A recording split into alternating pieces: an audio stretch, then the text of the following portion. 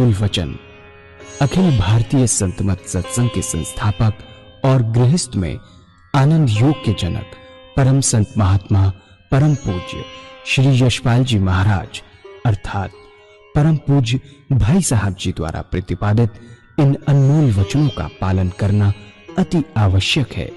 ये वचन हमारी गृहस्थ आध्यात्मिक साधना के लिए मूलभूत सिद्धांत हैं, जो इस प्रकार हैं। हम दुनिया की हर चीज की कीमत आंकते हैं, अपने मानव जीवन की कीमत भी जाने व परमात्मा की प्राप्ति हेतु साधना करें। मनुष्य योनि एक उपहार है, इसीलिए परमात्मा को धन्यवाद देते हुए आधा घंटा प्रातःकाल, आधा घंटा सायंकाल पूजा अवश्य करें। सत्संग, सतनाम व सद्गुरु को प्राथमिकता देते हुए इसी के आधार पर ध्यान योगाभ्यास अवश्य करें व गृहस्थ के कार्यों को परमात्मा का कार्य समझकर उसी की याद में संपन्न करें।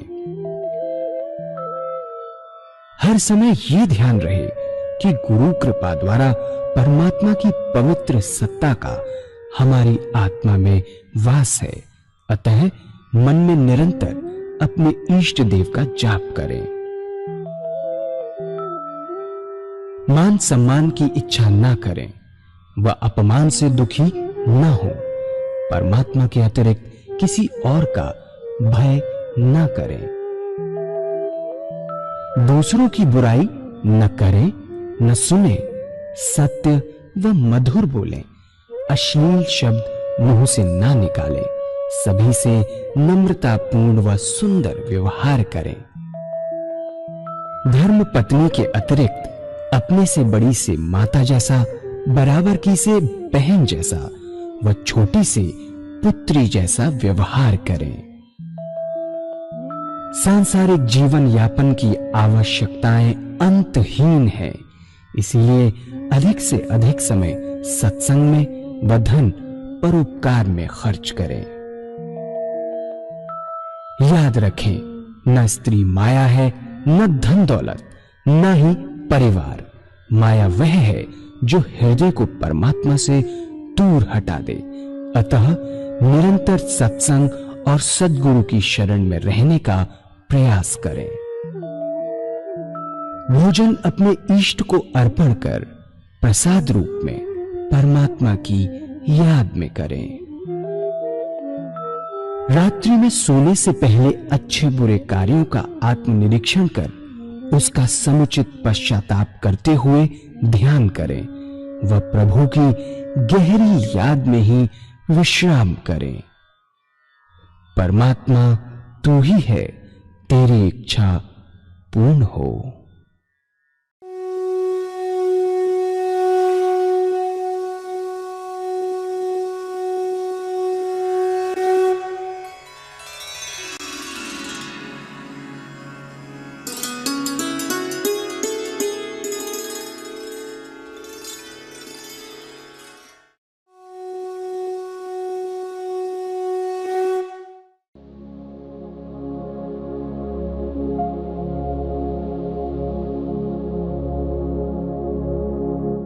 जय सद्गुरुदेव जय पद शरणम श्रेयस्वरूप चरणों शरणम। इन संतों ने कहा कि हम एक तरीका ऐसा बतलाते हैं कि यदि आप इस तरीके से पूजा करेंगे तो आपको कुछ नहीं लाभ होगा। चाहे किसी भी मजहब का मानने वाला हो, किसी भी धर्म का अनुयायी हो, अपने धर्म के मत पर चलते हुए कर सके, ऐसी बात बतलाई और मैं तरीका मैं आपके सामने रखता हूं। संसार में हर मजहब में दो तरीके के व्यक्ति हैं, एक साकार पुजारी और दूसरे निराकार।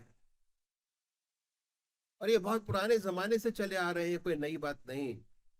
इनमें आपस में झगड़े भी होते हैं, वाद विवाद भी होते हैं, लेकिन सब होते हुए आज तक दोनों कायम है। बात ऐसी है कि किसी को चेहरे से प्यार होता है, किसी को मूर्ति से प्यार होता है और कुछ लोगों को शक्ल से प्यार नहीं होता। जिन्हें मूर्ति से प्यार नहीं होता, जिन्हें मूर्ति से प्यार होता है वे साकार पुजारी, जिन्हें मूर्ति से प्यार नहीं होता वे निराकार। इन संतों ने दोनों के लिए रास्ता बताया कि जो साकार पुजारी है उनका प्रथम कार्य एक इष्ट का निश्चित करना। और वो कौन सी? उनका सबसे बड़ा काम है, ये अपनी आत्मा से पूछिए कि परमात्मा की, भगवान की कौन सी मूर्ति आपको सबसे ज्यादा प्यारी लगती है, कौन सी शक्ल आपको सबसे ज्यादा प्यारी लगती है, कौन सी मूर्त जिसमें भगवान की सबसे ऊंची भावना डाल सकते हैं, उसे अपनाएं, उसे अपना इष्ट माने, उसी की पूजा करें, उसी का ध्यान करें, उसी को याद करें, उसको कभी बदले नहीं। ऐसा नहीं कि आज आप राम की पूजा करें, कल कृष्ण की, परसों माँ की। अगर रोज रोज बदलेंगे तो इसका विशेष लाभ आपको नहीं होगा। दरअसल पूजा का जो मकसद है, एम, वो चित्त की एकाग्रता प्राप्त करता है, कंसंट्रेशन ऑफ माइंड, और चित्त की वृत्तियों का निरोध प्राप्त करता है। ऐसी हालत जिसमें विचार शून्यता आ जाए मन के अंदर, जैसे ही बैठे विचार शून्य हो, कोई ना विचार हो ना ख्याल हो। जब हो सकता है जब आपका एक इष्ट हो। पूजा कैसे करें? कुशा या कंबल का असर हो, धूप बत्ती अगरबत्ती जलाएं, साफ सुथरी चादर बिछी हो, रात्रि के बस बदल कर बैठे। किसी कारणवश अगर नहीं ना पाए तो कोई बात नहीं, सुख आसन से बड़े प्यार से बैठिए। फिर कल्पना कीजिए कि आपका जो इष्ट है, आपका जो परमात्मा है, आपकी वो जो मूर्त है जिसमें परमात्मा की सबसे ऊंची भावना आपने डाली हुई है, वो सह शरीर आपके सामने विद्यमान है। अब ना शक्ल में ना मूर्त में, शरीर के साथ। कोई भक्ति भरा भजन गाइए तो क्या होगा? आपके बैर मुखी विचारों से, दुनिया से मन हटकर जैसे ही भजन करेंगे वैसे ही ईश्वर की तरफ लग जाएगा। और उसके बाद जब उस मूर्त का ध्यान करेंगे अपने सामने बैठ के, तो ध्यान लगेगा, मन लगेगा। पहले बाहर देखिए, वो मूर्त पहले बाहर बनाइए अपने सामने। जब वो मूर्त पहले बाहर बन जाए तो उस पवित्र मूर्त को अपने हृदय में बैठाइए, इतने प्यार से कि ना कोई दूसरा विचार आ जाए, ना ख्याल, कोई विचार नहीं। पर जैसे ये करेंगे तो दुनिया के ऐसे ऐसे विचार आपके सामने आएंगे कि कभी सोचे नहीं होंगे। उन विचारों को हटाएंगे, दबाएंगे नहीं। दबाएंगे तो विचार और आएंगे, हटाएंगे तो धीरे धीरे बाई प्रैक्टिस विचार कम आने शुरू होंगे। आप होंगे, आपके सामने आपका परमात्मा होगा, उन्हीं की शक्ल सामने होगी। कैसे बनाएंगे? मैं अक्सर एक एग्जांपल देता हूँ शिव जी महाराज की। बड़े प्यार से आंख नीचिए, बड़ी बड़ी आंखें हैं, बाई थॉट, ख्याल से, गोल चेहरा है, जटाएं हैं, सर्पों की माला बनाए। जितना समर्पण आपका अपने इष्ट के प्रति इंटरनल होगा, एक्सटर्नल नहीं, इंटरनल होगा, उतनी जल्दी वो मूर्त आपके सामने बने। बाकी भैया तो बहुत सारे काम करते हैं, भैया से काम नहीं है। पूजा भी तीन प्रकार से करते हैं। ये शारीरिक पूजा है जो भैया करते हैं, बाहर के, मंदिर गए, जल चढ़ाया, लौट के आए, जैसे गए थे वैसे ही वापस आ गए जल चढ़ा के, भैया, बाहर की पूजा। इंटरनल पूजा से फायदा है, जिसमें आनंद योग, ध्यान योग, सहज योग। आनंद बाहर नहीं है, आनंद अंदर है। आनंद लड्डू में नहीं है, आनंद मिठाई में नहीं है, आनंद गाड़ी में नहीं है, आनंद अंदर है। उसका रिफ्लेक्शन हम देखते हैं, देखते हैं तो हमको आनंद आता है, अंदर से आनंद आता है। अब वही अगर ज्यादा हो जाए तो आनंद खत्म हो जाता है। अधिकता हर चीज की आनंद को खत्म करती है। पर ये आनंद ऐसा है कि जितनी अधिकता होगी उतना आपको आनंद आनंद आनंद आनंद आता रहेगा, और सुंदर, रोज और सुंदर और सुंदर होता चला जाए। तो हमारी आत्मा हमारे मन को देखती रहती है, बताती रहती है कि हम क्या कर रहे हैं, क्या सोच रहे हैं। जब मन हट जाए तो फिर इस प्यार से उस मूर्ख पर जमाए, फिर हट जाएगा, फिर दोबारा लाइए, फिर जमा लीजिए, फिर हटेगा, फिर जमाइए। ये अभ्यास। आज जिस भी पोजीशन में बैठे हैं, अभ्यास से बैठे। हमको पढ़ना नहीं आता था, हमारी माँ ने हमको पढ़ना सिखाया। हमको लिखना नहीं आता था, हमारे टीचर ने हमको पढ़ना सिखाया, लिखना सिखाया। चलना भी नहीं आता था, जबरदस्ती चलाया गया तो चल रहे हैं। जैसे जैसे अभ्यास बढ़ता चला जाएगा वैसे वैसे आपका मन आपके रिश्ते चलने लगता चला जाएगा। इतना सुंदर लगेगा कि जैसे ही आप आंख मीचेंगे फौरन आपके सामने बैठे। दर्शन कीजिए, रोज सुबह उठते ही दर्शन, सोते दर्शन, खाते दर्शन, पीते दर्शन। ऐसा अभ्यास करने की जरूरत है। 24 घंटे परमात्मा की याद, निरंतर चलते फिरते खाते पीते सोते जागते। शुरुआत की हमने आधा घंटा सुबह पूजा से और आधा घंटा सायंकाल पूजा से। तो क्या है, ध्यान बनेगा। पहले देखिए, जब ध्यान भार की तरफ बन जाए तो उस पवित्र मूर्त को अपने हृदय में उतार दीजिए, हृदय में उतारिए, बैठाइए बड़े प्यार से। और इतने प्यार से ही काम करना है कि उस टाइम ना कोई दूसरा विचार रह जाना। क्या, हमारी आत्मा हमारे मन को देखती रहती है, बताती रहती है कि आप क्या कर रहे हो। गाइडिंग अथॉरिटी ऊपर बैठी हुई है, आपके ऊपर बता रही। जैसे ही मन हटेगा, मूर्ति पर जमाए, एक समय ऐसा आएगा कि ना कोई विचार रहेगा ना ख्याल। जब चेतन अवस्था में लौटेंगे तो उसी के ध्यान में लौटेंगे। चेतन अब चेतन, चेतना, बैठेंगे, चेतन है, ध्यान में गए। उसके बाद दोबारा जब वापस आए, चेतन अवस्था में, उसी का नाम होगा, उसी की शक्ल होगी, उन्हीं की याद होगी। और बड़ी सुंदर अनुभूति होगी कि आपका मस्तक आनंद से भर गया, जितना मस्तक पर भार था वो हल्का हो गया। ये तरीका बताया पूजा का इन संतों ने साकार पुजारियों के लिए, साकार रूप। दूसरे उपाय जो निराकार भगवान के उपासक है, अगर ऐसे पूजा करेंगे तो उसका विशेष लाभ होगा। क्या, चित्त की एकाग्रता प्राप्त होगी, कंसंट्रेशन ऑफ माइंड, सुषुप्ति की अवस्था प्राप्त होगी। कहते हैं सत्संग क्या करते हैं तो सोते रहते हैं बैठे हुए सारे। सोना नहीं है, सुषुप्ति की अवस्था है। जैसे ही मन विचारों से खाली हुआ, रात को सोने से पहले जब सोने जाते हैं, जब तक मन के अंदर विचार चलते हैं तब तक नींद नहीं आती।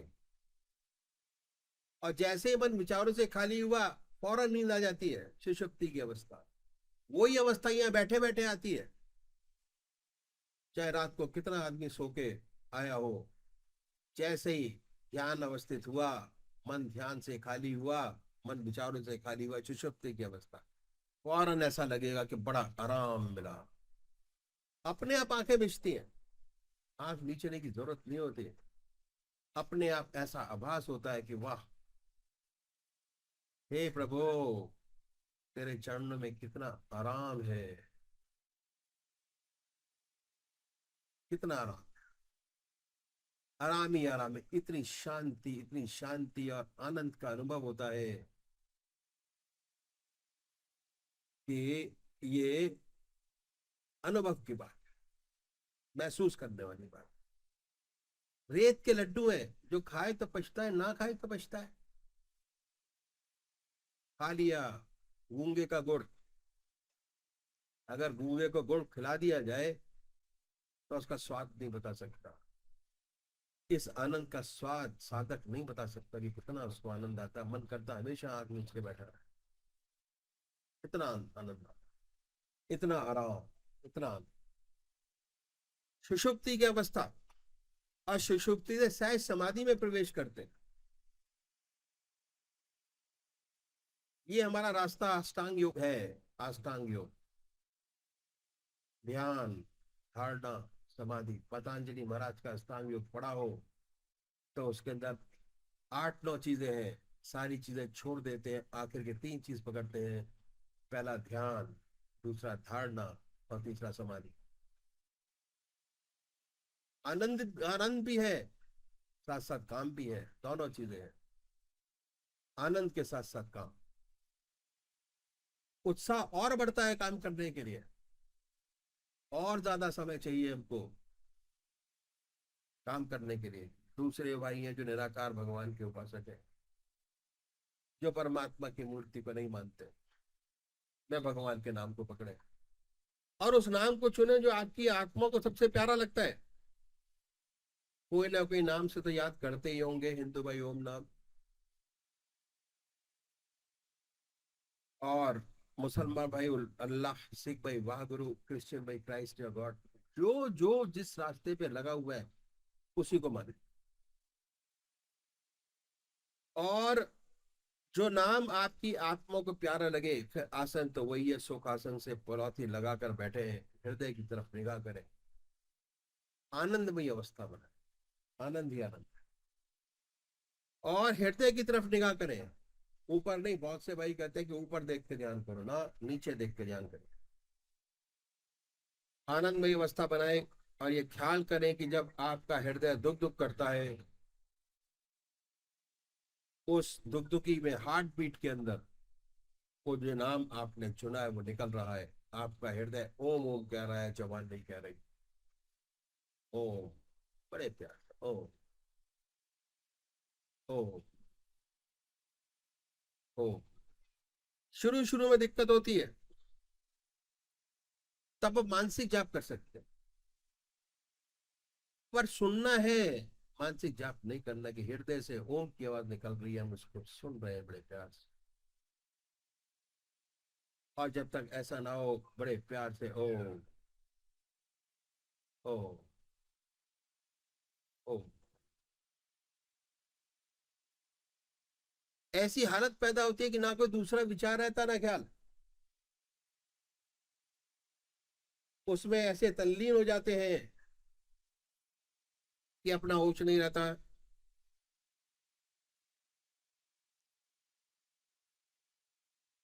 अपने आप से गायब हो जाते हैं, विचार शून्य अवस्था हो जाती है, कोई विचार नहीं। फिर एहसास होता है बड़े आनंद का कि हमारा मस्तक अनुपम आनंद से भर गया, बड़ी शांति मिली। ये तरीका संतों ने बताया पूजा का, यदि ऐसे पूजा करेंगे तो विशेष लाभ होगा। सुषुप्ति की अवस्था पैदा होगी, सुषुप्ति से सहज समाधि में प्रवेश करेंगे। इन संतों ने इस बात का विशेष ध्यान रखा कि हमारे काम का समय न लिया जाए, क्योंकि सारे बिजी हैं, बहुत ज्यादा, बहुत ज्यादा बिजी। पहली सीढ़ी का जो स्टेप है, हर मनुष्य भोजन करता है, और भोजन करने में आधा घंटा दोपहर को और आधा घंटा रात्रि को लगाता है। और सब करते हैं, ऐसा कोई आदमी नहीं जो भोजन ना करता हो। ये समय खाली है, इस समय हम दुनिया के व्यवहार का कोई काम नहीं कर रहे। इस भोजन के तरीके में परिवर्तन लाना पड़ेगा, और वास्तव में हमारा तरीका यही था जो मैं आपके सामने रखूंगा। क्या तरीका था? वेस्टर्न कल्चर की हमारे ऊपर छाप पड़ी, और हमारा स्टैंडर्ड 2.5 फुट ऊंचा हो गया। पहले जमीन पर बैठकर भोजन करते थे, अब मेज कुर्सी पर बैठकर भोजन करते हैं। इस बात में कोई नुकसान नहीं, और क्योंकि हमने अपने आप को वेस्टर्नाइज कर लिया, सारे डिस्कशंस हमारे खाने की मेज पर बैठ के करते हैं। इस तरीके में तब्दीली लानी होगी यदि आप आध्यात्मिक जिंदगी चाहते हैं। में परिवर्तन क्या है कि जब भोजन आपके सामने आ जाए तो भगवान के अर्पण कर दीजिए। हर ग्रास, हर कौर अपने इष्ट की याद में खाएं। कोई चीज बगैर परमात्मा की याद के न पिए न खाएं, उनको याद करते जाइए, उन्हीं की याद में भोजन का पान करिए। ये अभ्यास भोजन की एक विशेषता है कि भोजन जिन विचारों में डूब कर किया जाता है, जो खून बनेगा उन्हीं विचारों का रंगा हुआ बनेगा। यदि आप भोजन भगवान की याद में करेंगे तो दिन में जब भी आप खाली होंगे स्वतः अपने आप आएगा आपको परमात्मा की याद। भक्ति के लिए जब तक आपका खून नहीं बदल जाता, भक्ति नहीं आती। भगवान श्री कृष्ण ने गीता में 4 विशेष बात बताई। पहली आहार की शुद्धि, दूसरी विहार की शुद्धि, तीसरा अभ्यास, चौथा बहरा। तो ये है आहार की शुद्धि। इन संतों ने ये आसान तरीका बताया कि कैसे सहूलियत से हो जाए। यदि इस तरीके से भोजन करेंगे तो जो खून बनेगा वह परमात्मा की याद का रंगा हुआ बनेगा, और जब भी आप खाली होंगे स्वतः ईश्वर की याद आएगी, अब दूसरी तरफ मन नहीं जाएगा।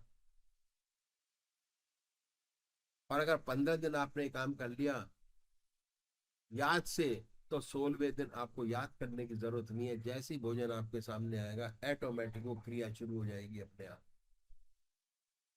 अपने आप।